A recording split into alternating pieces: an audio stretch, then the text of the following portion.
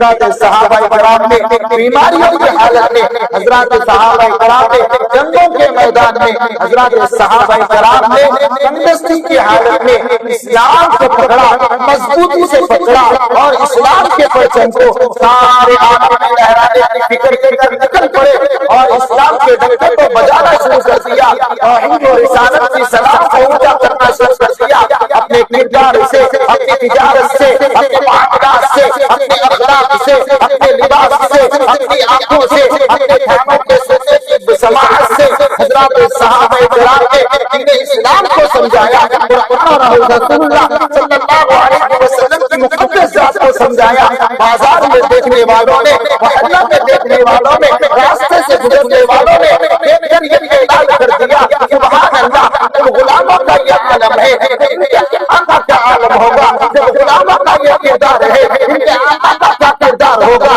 جب غلاموں کی ایسی درجت ہو سکتی ہے تو ان کا آقا کا کیا مقام ہوگا، جب غلاموں کا یہ انداز ہے ان کے آقا کا انداز کیا ہوگا، جب غلاموں کا یہ علم ہے، غلاموں کا یہ علم ہے تو ان کے آقا کے علم کا عالم کیا ہوگا، ان کے آقا کے مقام کا عالم کیا ہوگا، جس نے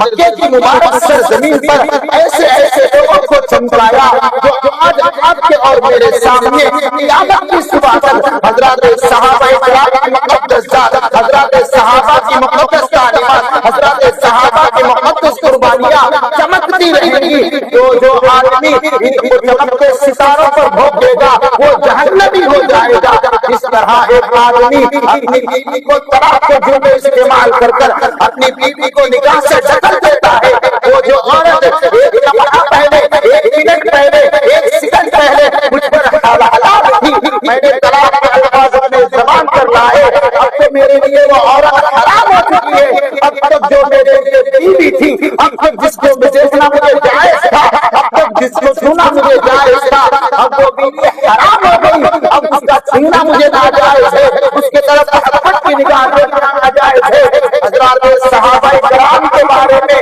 اگر کوئی آدمی بولتا ہے، اگر کوئی مولوی بولتا ہے، اگر کوئی حافظ بولتا ہے، اگر کوئی عالم بولتا ہے، اگر کوئی قطب بولتا ہے، اگر کوئی ولی بولتا ہے، اگر کوئی ابدال بولتا ہے، اسی لمحے میں اگر قطب نے حضرات صحابہ کے بارے میں برا کہا تو اس کی قطبیت جب ہی ختم ہو جائے گی۔ اگر کسی ولی نے حضرات صحابہ کے بارے میں بولا تو اس کی ولایت جب ہی ختم ہو جائے گی۔ اگر کسی عالم نے حضرات صحابہ کے بارے میں برے الفاظ کو چنا، حضرات صحابہ کے بارے میں برے جملوں کو اپنی زبان پر لایا تو اس کا وہ علم انتظار بن جاتا ہے اور اس کو جہنمی بنا دیتا ہے۔ ایک مسلمان حضرات صحابہ کرام کو اپنا رہنما مانتا ہے، اپنا رہبر مانتا ہے، نبی کے جانثار مانتا ہے، دین اسلام کے سپہ سالار مانتا ہے۔ حضرات صحابہ نے دین اسلام کے لیے جو قربانیاں پیش کی ہے، اس زمانے کے بچوں نے، اس زمانے کے بوڑھوں نے،